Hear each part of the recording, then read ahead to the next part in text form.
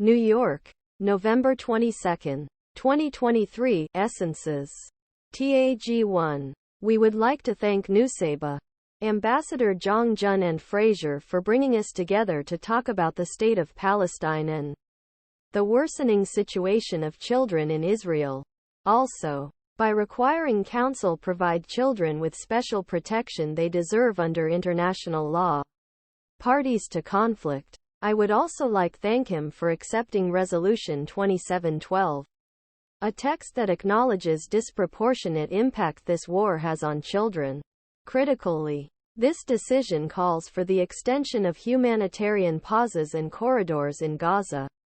I hope that these will be implemented urgently so that humanitarian partners can reach civilians in need, especially children. UNICEF welcomes limited ceasefire agreement. We are in a position to rapidly increase the deployment of highly needed humanitarian aid in Gaza.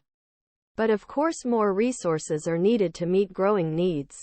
But this is far from enough. The war must be ended and the killing and maiming of children must be ended immediately. I want to draw your attention to situation of children in Israel and the West Bank. Before Your Excellency gives you more detailed information about situation in Gaza. As Secretary General said, agreement on release of hostages was welcomed, but more needs to be done. UNICEF will continue to call on all parties to secure the release of all abducted children. UNICEF Deputy Executive Director went to Israel last week, where he met the hostage children's families. They shared their pain and ever-deepening fears about the safety of their children.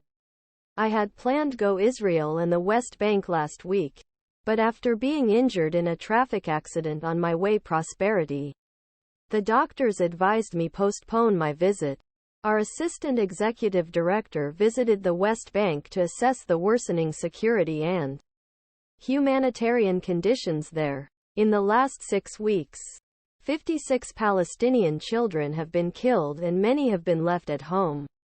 We estimate that 450,000 children in the West Bank need humanitarian assistance.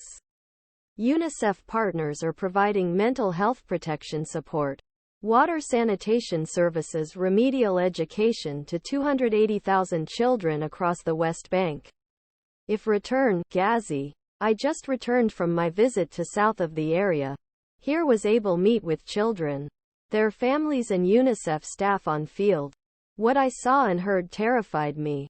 When I visited the Nasser Hospital in Yunus, it was full of people.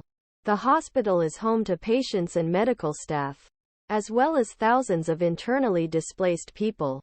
They sleep on blankets, in corridors and in common areas of the hospital. I talked to a 16-year-old girl lying in a hospital bed while she was there.